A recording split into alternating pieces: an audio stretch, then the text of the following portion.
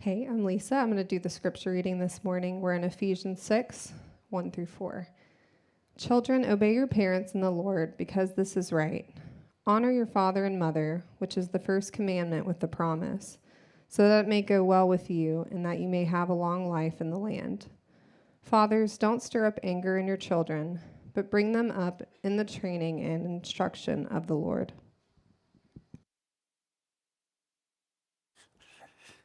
Thank you, Lisa. Well, good morning. If you are a guest, my name is Brad. It's my privilege to be one of the pastors at Fellowship Church. Glad that you could be here. I want to take just a second to kind of set up the context of what we've just heard from Lisa there in the scripture. If you were here last week for Julie's roast on me, her Comedy Central debut, confessing all of the terrible things I've done as a husband, I'm kidding. It was really a sweet teaching. I enjoyed having her share with me in that. We are looking at Paul's instructions in chapters 5 and 6 to the people of God who have been rescued and redeemed by the gospel. They were dead in their sins, they were far away from God, but through the love of God for his people, he sent Jesus. Jesus has redeemed us, he's rescued us, he's made us sons and daughters, co-heirs with Jesus Christ. He's created a special people for himself, known as the church. This people stands in contrast to the rest of ancient society and frankly modern society in that there isn't hierarchy in it based on ethnicity or social background or gender, but this is the people of God redeemed by the Lord, not by their own works, but by his work for them. And then in the latter part of the letter, Paul is laying out what it looks like for us to live as people of the gospel, that our daily lives would be marked by Jesus himself. So we're following in the ways of Jesus, and then Paul gets very specific. Now, he's not randomly addressing the issues of marriage, parenting, and slavery.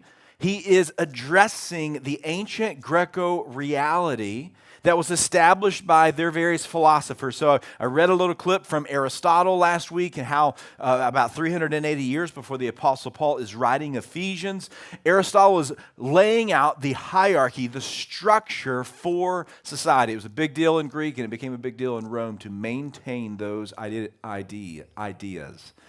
And Paul writes to husbands, and he subverts the cultural narrative and said, men, you don't get to domineer in your leadership. You don't get to have all of this sexual freedom while your wives stay subservient to you. He paints a picture of mutual submission where the husband is laying his life down for his bride, the way Christ did for the church. And then he addresses parents in the same sense.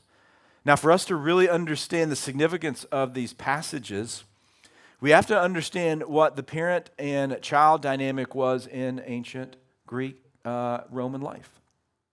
The father, his position in the household was that of a ruler, and oftentimes was a very harsh ruler. Matter of fact, the father had almost complete and absolute freedom with his children. What that meant was in early days, young babies, particularly young female children, would be abandoned because they weren't considered as valuable or as profitable in ancient society. Fathers were known to be harsh rulers. Children were treated as just slightly a step above pets. They were oftentimes abused and misused. And if you just survived in the ancient world, you had a lot of resilience. And so Paul writes and said, that's not in any way a reflection of the way I am as a father to my children. So dads, yes, raise your children up to be obedient and honoring, but do so in a way that is not harsh, but in a way so that is gentle. And dads, embrace the responsibility to raise your children and to nurture them in the ways of the Lord. Now, Paul is not diminishing the role of mothers in this account. He is specifically addressing the only parent that in ancient Greco world was considered to have authority in the household, which was the dads. Now, that wouldn't be true in our particular society, and we're going to talk about that today. And so here's the question that I want to propose to us today. If Paul the apostle was writing today and he was just addressing us, what would it mean for you and I as parents, maybe as grandparents, as empty nesters, as the family of God who understands that even if you might not have biological children in your stage of life, you also have a responsibility to your brothers and sisters to be thoughtful and caring and burden-sharing load bearers in the church of God. How would Paul address us and ask us to live out gospel culture in our families? What would it look like for us to follow the ways of Jesus as parents? And so I'm excited today, instead of teaching you the 5 things about parenting, because I don't know those, I'm still in the process, I'm going to invite some parents to join me on the panel today to share their stories and their experiences. I think you're going to walk away today super encouraged. So Jessica and Chelsea and Christy, would you guys come join me? And these ladies wanted me to make sure you knew that we don't in any way not value the input of fathers. But in 3 weeks, the fathers will have their turns. So the moms get their turns today, and on Father's Day, the dads get their chance on a panel. But these women all have such extraordinary stories and perspectives. I'm really thrilled for them to share with me today. So a quick backstory. I have a 13-year-old daughter. When she was 7 and was still technically the only child, our boys were about to come along, Julie and I felt like that we could probably write a book about raising toddlers. I mean, it just seemed on the surface that we knew what we were doing. And then our boys came along and exposed that we didn't have a clue what we were doing. We had simply parented a very type A, driven, compliant, tender-hearted child who wanted to perform. And so when their parents set high expectations for her, she just achieved them. And when everybody else was struggling with bedtime, I said, I don't understand what you're talking about. We tell Riley to go to bed and she goes to bed. We tell her to get up and she gets up. And she makes straight A's at school, and she never gets detention. We have dominated this. And then Drew Cato and Simon came along. And 6 years later, Julie and I are working on a different book. The working title is, We Have No Idea What We're Doing, but We're Praying and Trying Stuff. So, ladies, you all have stories of maybe how your dreams and expectations and what you thought parenthood would be like versus what it is. So would you take just a moment and introduce yourself and kind of give us a little bit of an understanding of your own journey? Yeah, so I'm Jessica, and I was that type A, very driven, compliant, oldest child growing up, and then I had the wild younger brothers. And so I kind of watched my parents and was like, oh, like they seem to know what they're doing with me, but they've got no idea what these other two. And so I think going into parenthood, and then also I'm a child and adolescent therapist, and so I sit with parents all the time. And so I think I knew when I had kids that like there's not a 5 steps to make your kids perfect, and this is all going to work out. But then I had my 3 boys, and I realized how exhausting it is to not have 5 steps. Because it would be really nice if I could just be like, I'm going to do these things, and then they're going to turn out great. My boys are 7, 3, and 1, and they are passionate, eccentric, strong-willed. Our house is never boring. And so it's this constant negotiation of who they are, who we are as parents, and how we all work together to get our needs met and move forward. I've got one, and his natural speed is just like 10 times faster than I move. And so it is just this constant attempt to like get out ahead of him. And then I've got another one who can't be rushed. And so if he's in his feelings, we've just got to sit and be in it. And so it's like I'm trying to catch up to one and slow down for the other. And then I still got a baby like wandering around. And so it's exhausting. And then they're still little. So, I say this now, I've got it somewhat figured out today, and then they're going to developmentally change in another, month or so, and then I got to refigure it out. So it's exhausting. Any moms in the room relate to that? Yes, got a few hands, and a few dads out there in the hands. I'm Christy Bender, and I have 3 fabulous grown kids. So I have a son who's 33 and a daughter who's 31, and then I got to adopt my 36-year-old niece when she was 12, so she's mine too. And they're all so different, and I love them fiercely. And I love the little age. Of course, that was a long time ago, so I probably forget about all the exhausting pieces, but I love being home with them, and I especially love the fact that I could control their world, because in my heart, I am a responsible person. That's my core value, I realize. I'm a school teacher now, but I've always been a natural student, so I want to know what you need to do to get the A+, and then I apply myself to do that. So my expectation was that I could just raise them in the way they should go, like Proverbs says. That's a promise, right? And when they're old, they would turn out just the way that I was envisioning for them. But the biggest difference, obviously, between expectation and reality is I don't have control, and I'm not really able to be responsible for who they became. Wow. Well, I identify with all three of you. So Bubba and I, so if you don't know, my husband's name is Bubba, and he sits right over there. We were the same, thinking that we had parenting all figured out. And in reality, we literally were babies having babies. So we married at 18 and 20. And then had our first child a couple of years later. So barely adulting ourselves. And so we were babies having babies. And the first few years, as we kind of looked at Garrett, we were like you guys, Brad, we were like, well, I don't know what's wrong with these parents. Like, we tell Garrett what to do, and he did it, and it was fine. And in reality, we were raising a super smart, tender-hearted, very strong-willed but quiet little guy, and he grew up to be the same type of young man, and we love him. But as we resigned ourselves to being kind of a one-child family, and we were okay with that, and then almost 10 years later, after our son was born, we were done. We'd given all the things away. The Lord surprised us with our Spitfire of a daughter. And if anybody in the room has met Gracie, she is every version of me in the good and the bad ways, but she's a Spitfire for sure. They're 28 and 19 now, and it was like for us raising two only children, even though they had the same parents. They were two very only children, and we were very different 10 years apart. As you can imagine, everything changed for us, and we grew more mature. And in reality, we thought, okay, all of the mistakes that we made with our son, we could make up for and not make those same mistakes with our daughter. And that was true. We just made different ones with her, but still all the same mistakes because we didn't have it figured out. Well, everyone here can relate to your stories, and one of the things I'm really thankful for this morning is you're getting three different parenting perspectives. You're getting the perspective of a young mom who still has little kids and is in the midst of it day and day. Christy and Chelsea, you guys are empty nesters, and you're in a different season.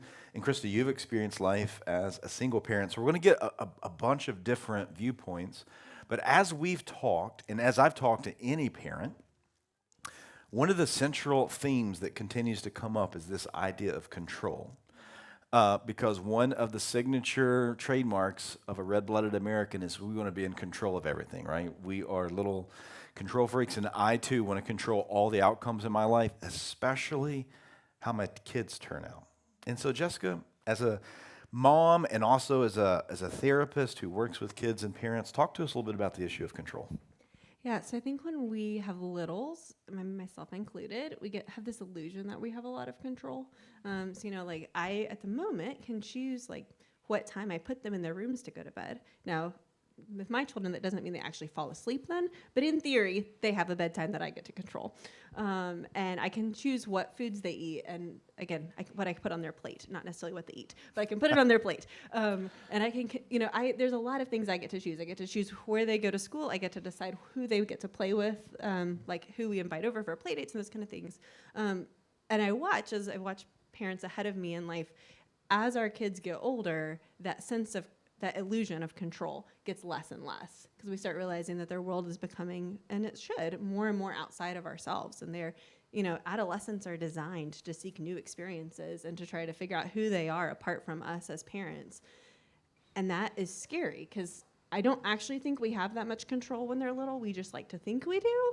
And then as they get older, we become acutely aware that we actually don't have that. I think we actually become more aware of the reality of our amount of control we have as they get older. And then I think along that journey, for parents, there's some point where the child I imagined I was going to have and the child who's sitting in front of me aren't the same people. And, you know, that may be in adolescence when they're picking a value that's different than the way you would choose to value things. It could be in the hospital room when your newborn just, like, isn't sleeping and is crying all the time and has to be held, and you're like, oh man, I didn't realize this was what I was getting into. Like, other people's babies sleep and mine, you know, has colic. Or so I think it can be very early on or much later, but at some point in our parenting journey, I think we realize, like, man, I had this idea and this human in front of me is not that. And I think we have to give ourselves space as parents to grieve that, and then also to move out of the way. And instead of trying to make our kid fit into the mold we thought they should fit into, can we embrace who God's created them to be as this unique human and journey alongside them into who God's creating them to be? Because who God's created each of my 3 boys to be is so much better than who I could make them be, even if sometimes it doesn't feel that way. That's so true and so helpful to embrace and allow God to shape who they are versus us try to control it. I distinctly remember one of Julie and I's most volatile discussions surrounded a parenting choice with Riley. And I kept saying, well, when I was, and Julie got really upset at me, and she said, well, she's not you. And she was so true. Like, I needed to stop parenting her as if she was me and had my personality and my strengths and weaknesses, and I needed to begin to think about, well, what does she need, not what did I experience. Now, Chelsea, you have a unique vantage point now. Your kids are all out of the house. There's the vantage point of what it means to be in the midst of it, and then you have opportunity now to look back. What are some lessons you've learned now that your kids are gone, looking back? How long do we have? Yeah, I think what Jessica said is so true. I think from my perspective, I didn't have the benefit of learning that or knowing that early on. So if I'm really honest with myself and now, you know, however many people in the room and online, I parented a lot out of fear. I would kind of what if myself, and if you've been to the Grove recently, we've talked a lot about kind of what ifing yourself down the road, and I would what if myself in parenting my kids, and what that means is that, you know, a situation is at hand, and I would, wait a minute, if this is true, then, and I would go 17 steps ahead, and I would react and parent to the thing that I was 17 steps ahead instead of the actual situation at hand. And so I think because of that fear and what if cycle, I guess is the only word I can think of, I think that I held on way too tight. Because if I didn't hold on tight enough, things were going to go off the rails. And then that was scary, and I would lose control. And so it came out, that cycle that was happening in my head came out as control. And as my kids got older, and I couldn't control it wasn't about controlling what was on their plate or what time they went to bed. It was the consequences seemed bigger and bigger and bigger and bigger and scarier. It came out as is control or even manipulation or pressure or lecturing or, you know, all of the things that I hate to even say were true about me, but I feel like that they're probably true of a lot of us, is that as we think we've lost control, that panic comes out in, you know, a ton of different ways we can't predict. Mm-hmm. One of the things I love about you, our church, is I feel like over the years we've cultivated this to be a safe place that everyone can come in and admit that we have gaps, that we've got failures, that there's lots of wonderful, beautiful things in our story, and also some hard things and challenges and shattered dreams. And so just, first of all, just on the front end, thanks for being so honest and vulnerable. Ladies, Christy, your story, I'm so inspired by it. I love you so much as a sister, but your story hasn't always been roses and rainbows. You've had some hard stuff along the way. So share just a little bit about your journey and what you've learned through some of the hardship. Okay, so before I had the privilege of being Mrs. Omerbender in a whole different life, I was married for 23 years to a man who's the father of my kids. And it's been 10 years since our divorce, and I'm very thankful for the many ways that God has restored and healed each of us. And we're friends, and I'm grateful for that. But there are still some issues and hurts that spring up as a result of that season in my life, and especially when it comes to relating to my kids now. And so I'm sharing my story in hopes it will encourage someone else. So days before our 10-year anniversary, I found out that my husband had been unfaithful. And that revelation broke my heart and ultimately led us to divorce.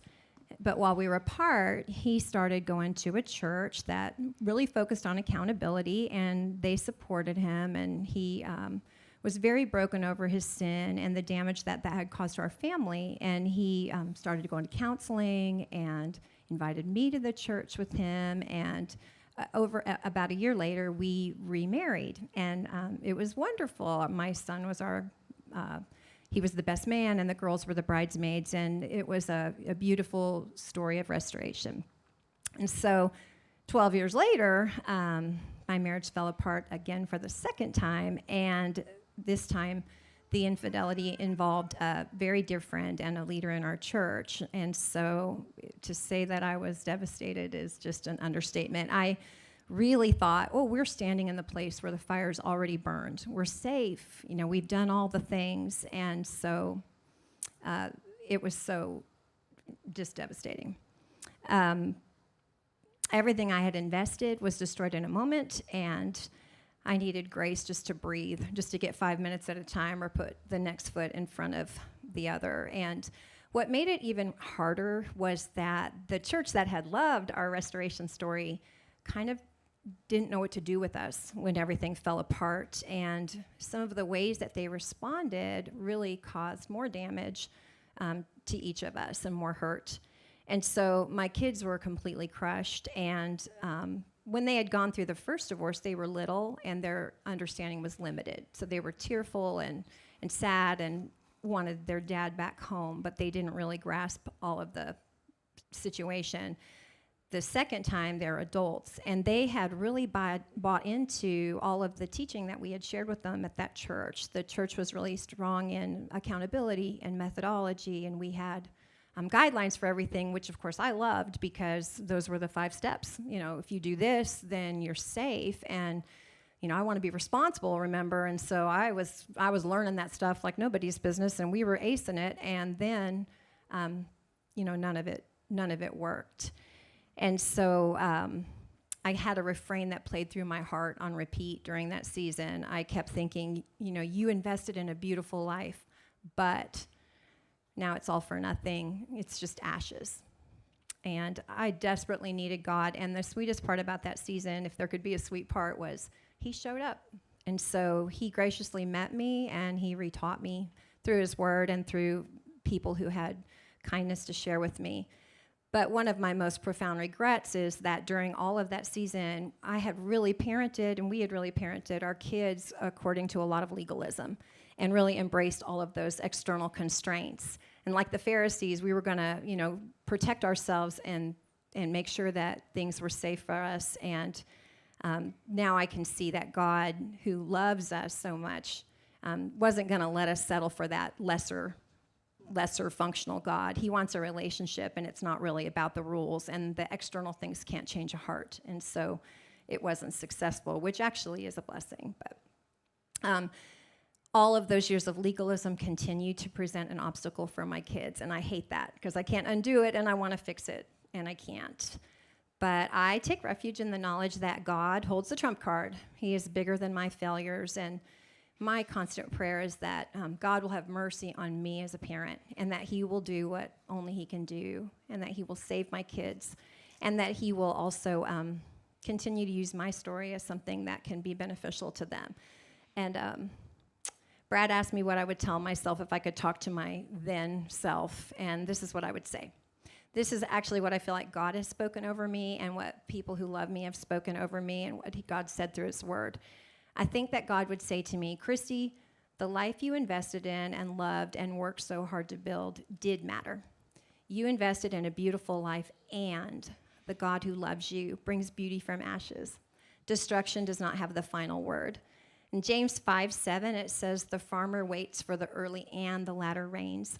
And Psalm 126 says, those who sow in tears shall harvest with joyful shoutings. So I have this beautiful and life. And I'm more sinful than I knew I was, but I'm also more loved. And the lines have fallen for me in pleasant places. So that's what I tell people when I have the opportunity to talk with people going through a similar storm. And now that my kids are grown, for better or worse, I don't have the responsibility to parent them.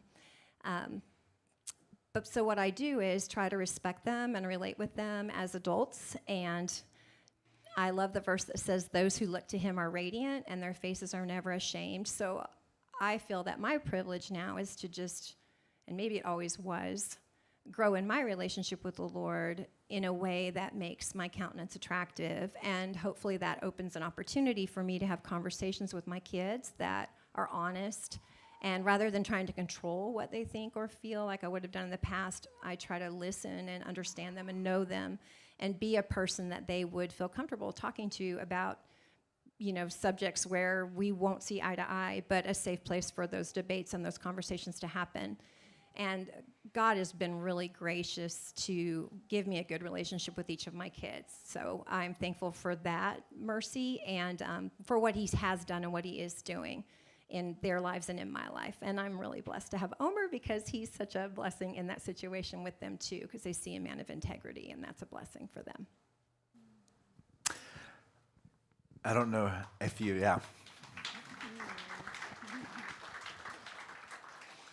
It's such a gift to be able to talk about that in front of your church family. And I just want to affirm, Christy, that your countenance is radiant with the Lord, and we love you and are inspired by your story and your faith. Chelsea, you and Bubba have had your own licks along the way. Why don't you springboard? Yeah, we have. So I love Christy's story. This is where I'll get a little bit emotional, but that's okay. We've all been there. That refrain of you invested and now it's ashes is somewhere where I know well. It's really familiar, and in my weakness, that's the refrain that the enemy does use to say, yeah, it's all a wreck, it's a mess, and you screwed it up. But the enemy uses it to accuse and to shut me down, and it's sometimes effective, oftentimes effective on a daily basis. But what I'm learning in this season, because I'm not yet where Christy is to take every thought captive. And it's been a discipline. Like, Brad, you've been teaching about spiritual disciplines recently, and even though I don't like that word, and you and I've talked about that, I like practice. I prefer practice instead of discipline, just for various reasons. But it's a practice that I've learned, and I have to go to it daily, is to take every thought captive. And I have to say, okay, Lord, I know that's not your signature. That's the enemy's signature. Doubt and shame and fear is his signature, not yours. And I have to replace it with what I know the Lord tells me is true, and not let the enemy determine my identity or write my identity. And to me, even in my weakness, that's such a strong place to be and to land. But I have to keep coming back. And I'm so thankful that God is faithful in that place. Right now, the tension looks like, okay, Lord, theologically, I know that you can, but will you redeem and restore? And I live in that tension because I don't yet know how the story's going to play out. I know that we don't have a relationship with our son. I know that with our daughter, our relationship has been super tense. It's getting to a good place, but I'm afraid to hope because I know how things ended up with her brother. And so that's just kind of how, it's just this cycle that we end up with. So when I end up there with the Lord of, okay, Lord, that's not your signature. This is your signature, and this is who you are. And sometimes it's so simple of like, God, you're a God of redemption. You're a God of restoration. I don't know if you will, but I know that you can. Sometimes it's that simple. It's not anything super profound, to be honest. But it's that kind of cuts through all the religion and all the legalism that Christy talked about of like, okay, that has to go. It really comes to like, Lord, what do I believe? This is about relationship with just me and you. What do I believe about you, and do I believe that that's true? And so Matthew 11:28, come to me, all you are weary and heavy laden. That's become so dear to me in my journey of just where I'm at right now, because I do have to come so often. So wherever you are in your parenting journey, I hope that gives you hope, even though our story's not over.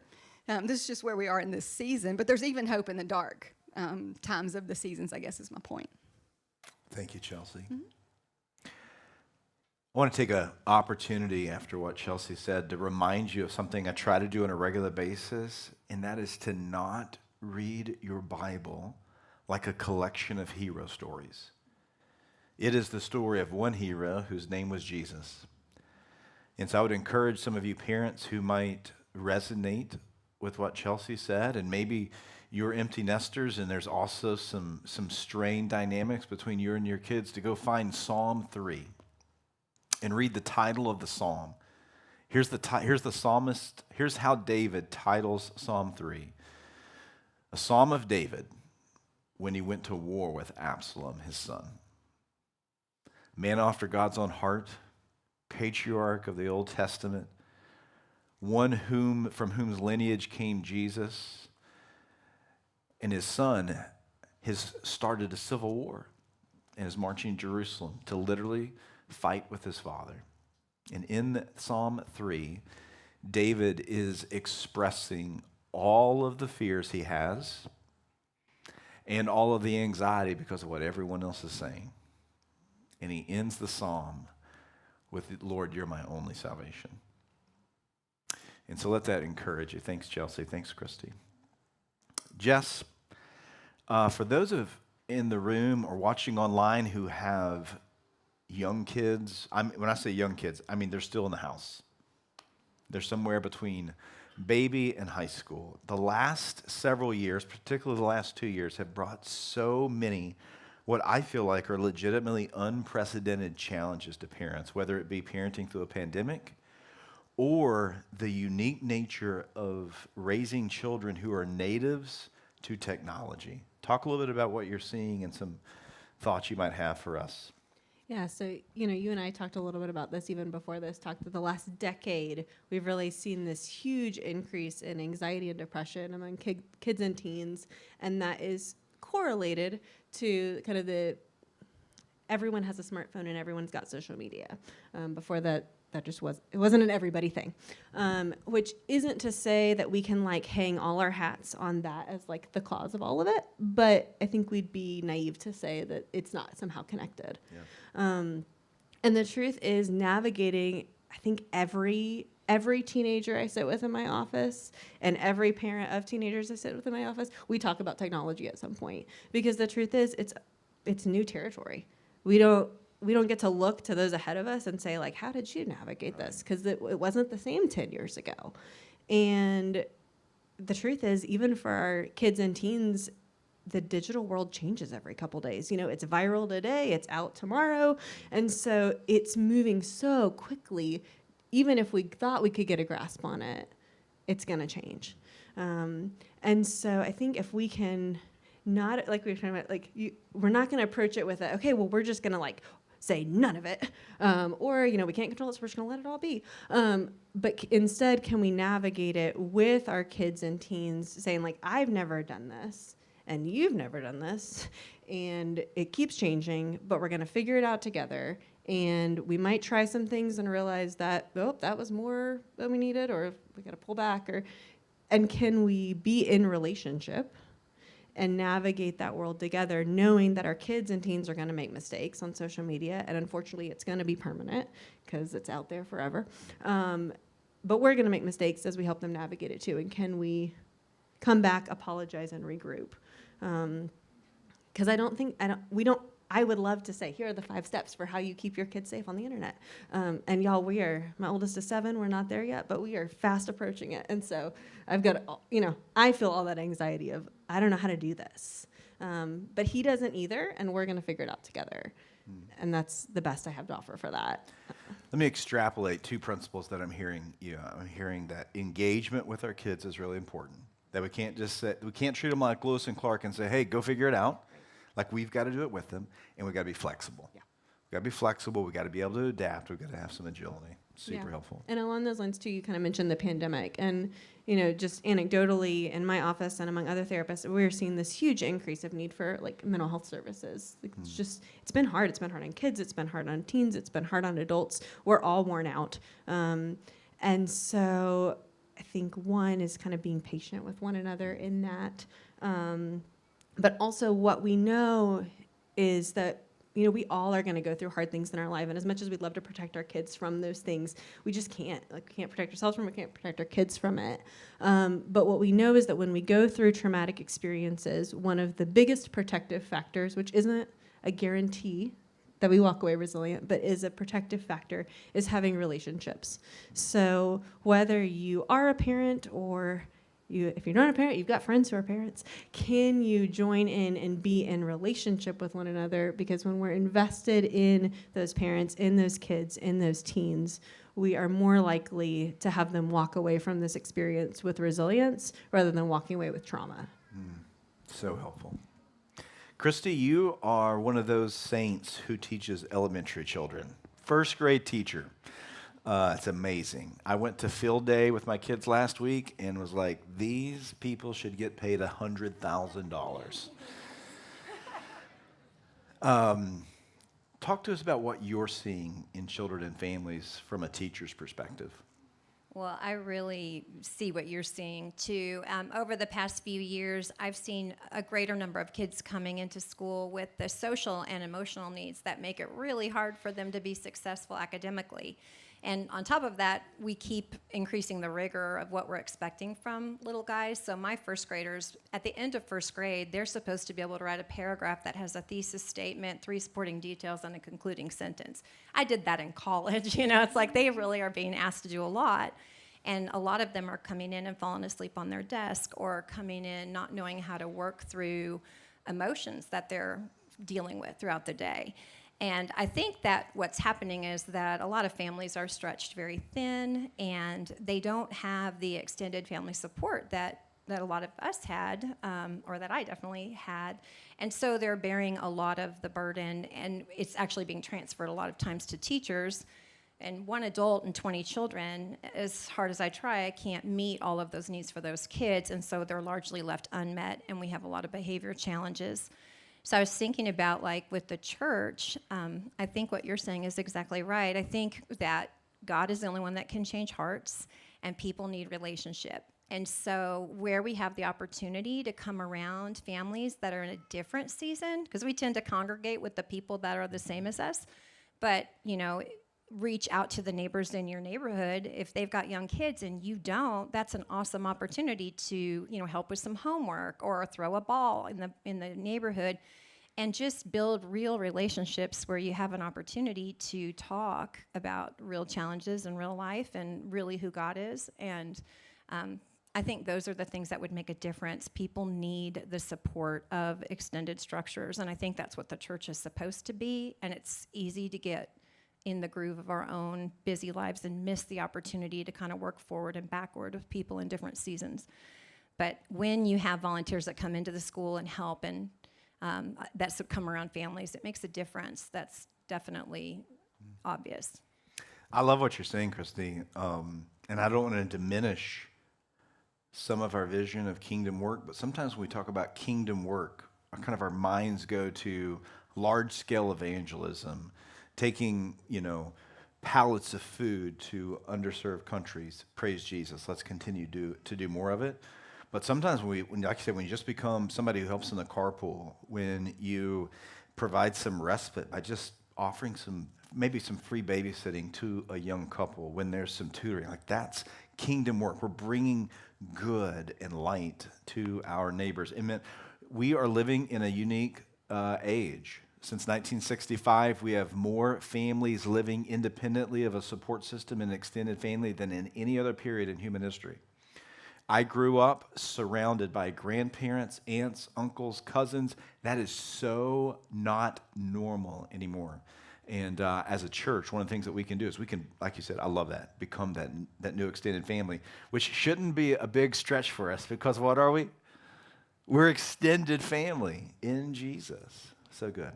Christy, I want to switch gears here a little bit.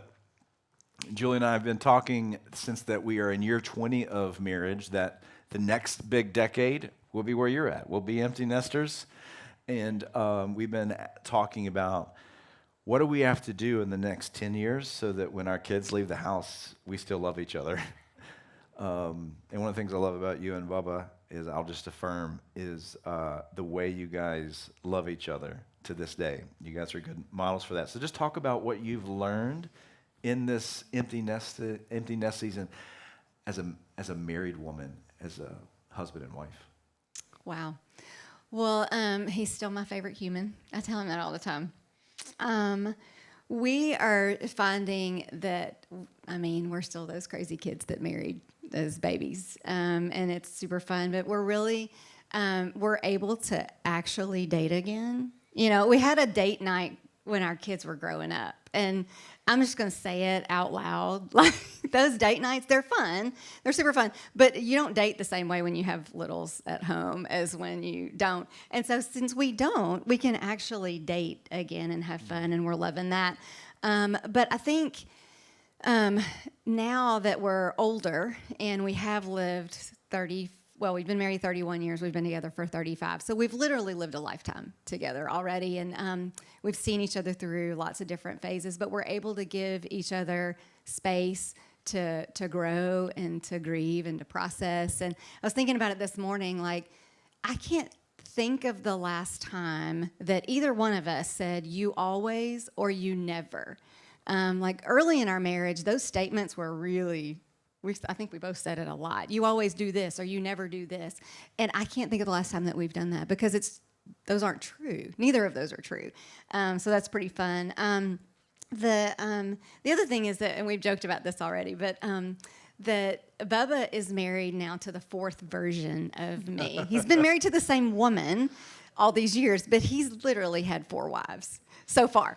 And so just to give you a little bit of an example about this and kind of give some levity at the moment, but back in the fall, we were outside doing some work in the yard, and there's a hickory tree in our neighbor's yard that kind of drops hickory nuts in our yard. And I don't think I'd ever, if I've seen one, I didn't know. I surely had never tasted one. But he picked one up and pulled out of his pocket knife, because that's who Bubba is. He always has his pocket knife. So he pulls out his pocket knife, cuts the nut open, takes a bite of it, hands it to me, and I immediately, without even thinking, take a bite. And then I looked at him and I was like, yeah, your first 3 wives wouldn't have done that. And that's just how we are. Like, we have fun together, and I feel like we're always like on this constant date, which is super cool. So. And Bubba responded to empty nesthood by getting a really cool motorcycle and black leather jackets. So that's also an option once you don't have kids to take care of anymore. It's true. Dads, if you've got kids, you just need to not do that till they're gone. There's some responsibilities there. Well, ladies, this has been so helpful. I'd like for you just to close with some final words of encouragement. And Chelsea, we'll just start with you, and we'll work our way back towards me. Yeah, I have actually been thinking about this over the past few days, and I would say 2 things. The first thing is just give yourself some grace. There's only been ever one perfect parent, and he walked on water. And unless you can do that, you're not the perfect parent, and you're going to make a ton of mistakes like everybody else does. And the second thing is just from what I said earlier, is don't parent out of fear. If you're struggling with one of the million parenting decisions that you have to make along the way, and if you ask yourself, what are you afraid of? And if that answer is actually what's driving the decision, take a step back. And maybe even consider the opposite decision of what you're considering. Because if you're parenting out of fear, honestly, or if you're what-ifing and you're really responding to 17 steps down the road, that doesn't go anywhere good. So just, give yourself grace, and then don't parent out of fear. When my daughter was just a young teenager, I remember every time we got into some kind of a disagreement, I would stand in her room and I would say, I don't know why he did, but God chose me to be your parent, so I have to trust that he knows what he's doing. And I still think that's true, in spite of all the flaws and failures. Like Chelsea said, Tara and Brianne and Jared were destined to have a flawed parent because they're humans and I'm a human. But God chose us to be the parents for our kids, and it's a privilege, and I wouldn't trade it for the world. So remind yourself, God chose you for this job, and you're the perfect person for it, and he's big enough to handle it. Yeah, and I just echo really off what y'all have said. Even kind of in our most recent research, we're learning about parenting, and it's not getting it right the first time that builds resilient, successful adults. It's being able to rupture the relationship, make a mistake, get it wrong, and come back and repair it. Because the truth is, that's our relationship with God, right? It's not that God's perfect and lording over us, expecting us to be perfect, but instead it's that we're constantly rupturing that relationship, and God's there to repair it. And so we can make 1,000 mistakes as parents, and if we can keep showing up, again, not a formula, can't guarantee anything, but I think that's the best way we reflect Christ to our kids. That's gospel culture. If marriage is gospel reenactment, so is parenting. I really hope you've been encouraged today. I've been encouraged. This has been so rich. Would you give some appreciation to these ladies?